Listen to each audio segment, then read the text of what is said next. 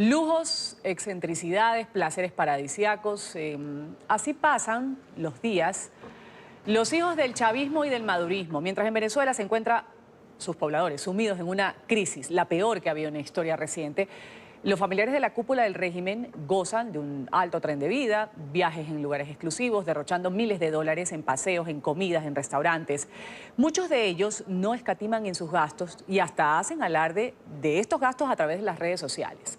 Algunos de sus caprichos han alcanzado el valor del pago del salario mensual a 2.000 venezolanos.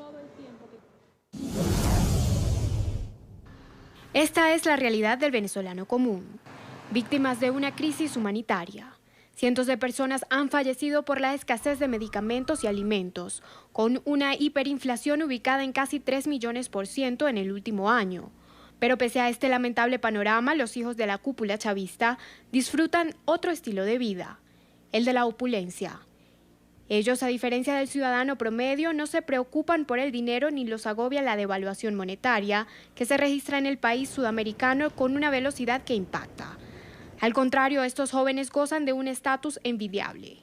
Tal es el caso de la hija del fallecido presidente Hugo Chávez, quien es considerada la mujer más rica de Venezuela, con una fortuna valorada en unos 4.000 millones de dólares que estarían repartidos en diferentes cuentas en Europa. Su hermana menor, Rosinés, ya no vive en Venezuela y por supuesto no tiene que sufrir las penurias que pasan sus compatriotas. Ella estudia en la Universidad de la Sorbona y goza de la herencia que le dejó su padre, que ha sido calculada en 1.800 millones de dólares.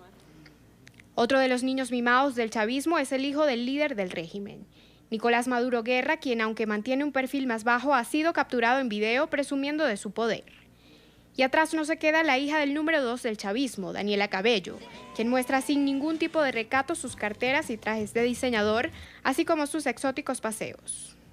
Vamos a saludar a esta hora en Miami a Casto Ocando. Él es periodista de investigación independiente, escritor del libro Chavistas en el Imperio. Un buen día, gracias por estar con nosotros en la mañana de NTN 24. Gracias, Ruth, por la invitación. Saludos a todas las personas que nos están viendo. Saludos para usted. Gracias por tocar este tema que sale a colación justamente cuando no solo es que hay un periodo de crisis en Venezuela, sino que además hay una ayuda humanitaria necesaria en este país que está siendo impedida de llegar a este destino por unos camiones que están atravesados en la ciudad colombiana de Cúcuta.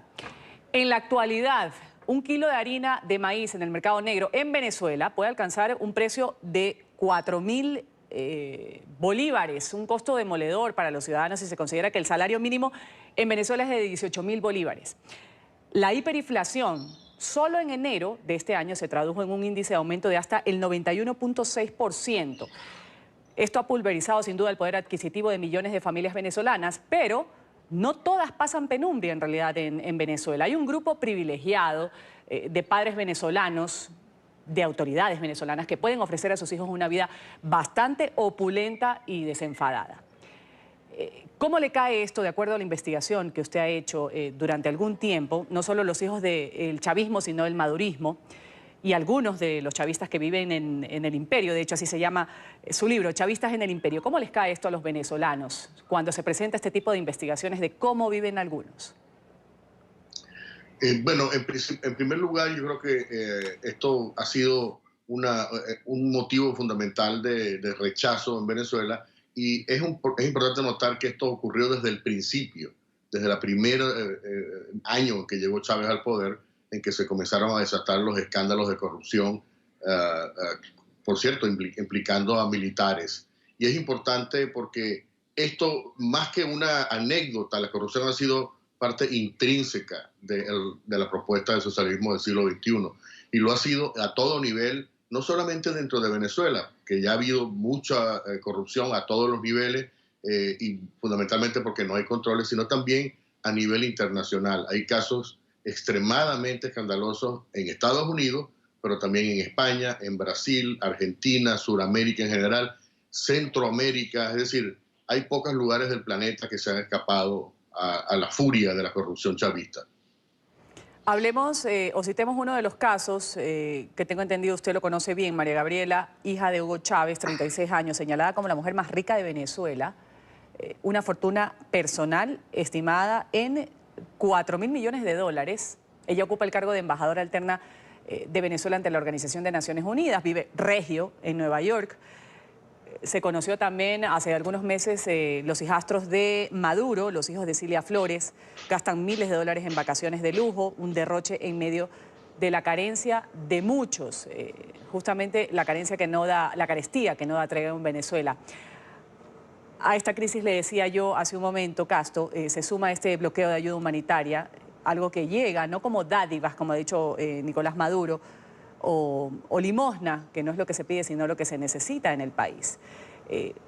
¿Qué tipo de mensaje dan quienes manejan el país, quienes manejan el país y quienes tienen este dinero para solventar estos gastos, mientras en el país que gobiernan o gobernaban se están muriendo de hambre?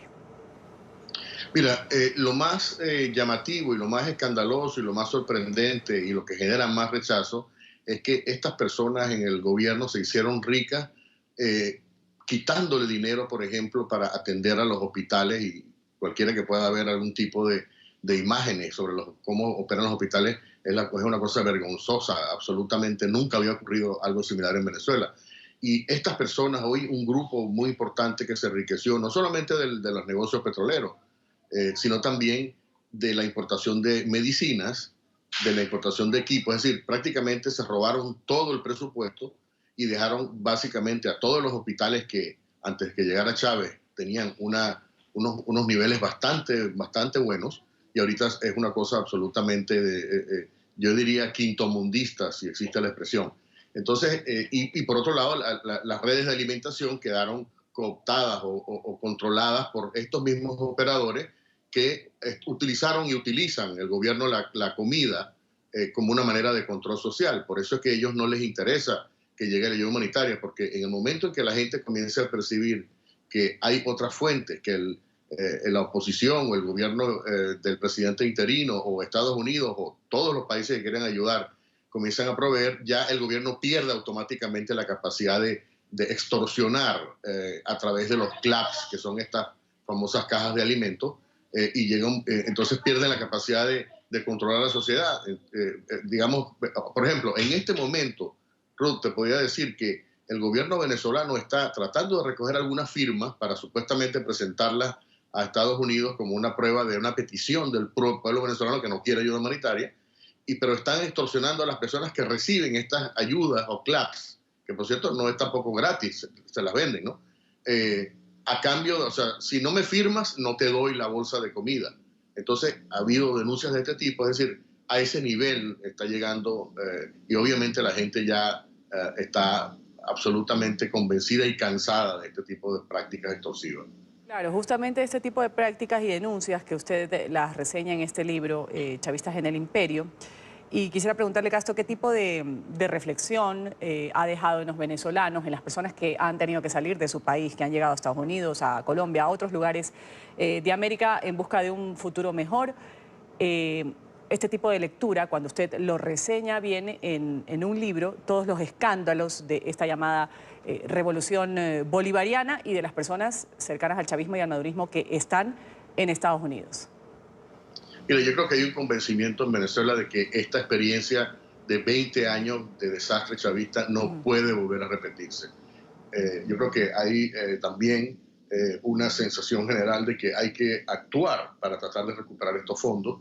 Ya hay algún tipo de personas conectadas con el gobierno del gobierno interino, y también, por supuesto, muchas agencias en Estados Unidos y en Europa que están tras estos dineros que obviamente fueron obtenidos a través de la corrupción o a través del pago de sobornos, etcétera. Hay innumerables casos y hay muchísimo dinero ya congelado. Entonces viene como una segunda fase y yo diría que lo más complicado, y esto tiene que entenderse también, es porque al lado de la corrupción también se corrompió la manera de la gente actuar, ¿no? Es decir, para poder conseguir una cosa que debería ser gratis, servicio del Estado, en Venezuela ya esto se ha establecido como que hay que pagar una mordida, un soborno, una cuota, una comisión, y estas son prácticas que destruyen, digamos, el tejido, la moral social. Hay una tarea muy grande de reconstrucción, pero lo importante es que la gente ya está entendió muy bien lo que significa el socialismo del siglo XXI y qué es lo que hace falta hacer. Y yo creo que toda esta práctica de personas que predicaban el socialismo por un lado, pero querían vivir como millonarios y de hecho siguen viviendo en algunos casos. Por ejemplo, el último dato, Ruth, te puedo decir, es que acaban de descubrir una gasolinera en Madrid que produce millones de euros anuales en ganancia, que los controlan unos primos de Diosdado Cabello, que también han sido identificados en una investigación criminal. Es decir, están por todos lados, en Estados Unidos lo han hecho, se han retirado un poco porque el gobierno de Estados Unidos ha sido bastante agresivo, pero están en todas partes, están en República Dominicana, están en Sudamérica, están yéndose ya hacia Turquía, por ejemplo, hacia Hong Kong. Es decir, están obviamente en este momento de presión internacional tratando de salvaguardar esos recursos públicos que se robaron. Pero bueno, esto es parte de la tarea que va a venir en Venezuela. Bueno, justamente usted ha mencionado a Diosdado Cabello. Daniela, la hija de Diosdado Cabello, cita al revolucionario Che Guevara en su cuenta de Twitter. Sin embargo, pues su estilo de vida dista mucho de los ideales socialistas, realmente poniendo fotos en distintas partes de Europa y demás. Usted mencionaba algo de las sanciones de Estados Unidos. ¿De qué forma ha mejorado la situación en cuanto a estas sanciones, estos congelamientos de cuentas que ha hecho Estados Unidos, que ha sido muy determinante con las personas que son cercanas en aquel entonces al chavismo y ahora al madurismo? Mira, yo creo que ha arrinconado a estas personas que estaban manejando estos recursos. Ahora se les ha hecho bastante más complicado movilizar estos dineros y hay mucho temor porque justamente, por ejemplo, hay dificultades para pagar las lealtades, porque ese es la otra cara de la moneda. El régimen se sostiene por lealtades que deben ser compradas con dinero, que al principio era dinero de la corrupción porque había de sobra, pero ahora ya no hay. Entonces hay que apelar a otros medios de obtener ese dinero, como es el narcotráfico, que es otro tema absolutamente complejo y aparte. Pero esto es parte de la cultura que Chávez trajo al país, que es corromper para luego controlar en vista de que como sé que estás corrompido, entonces puedo meterte preso o denunciarte porque ya conozco la corrupción. Es decir, esta práctica y naturalmente estas sanciones de Estados Unidos que son probablemente mucho más impactantes en Venezuela, porque Venezuela depende, el negocio petrolero depende del mercado financiero internacional y todo el negocio, por ejemplo, de la venta de oro, colocación de oro, también es una cosa que está siendo afectada. Y yo creo que esto es una de las cosas muy complicadas, más complicadas que tiene la dictadura de Maduro para enfrentar. Bueno, vamos a agradecer a Casto Cando, periodista de investigación independiente, escritor del libro Chavistas en el Imperio, ha estado con nosotros aquí en la mañana de NTN 24. Gracias, Casto.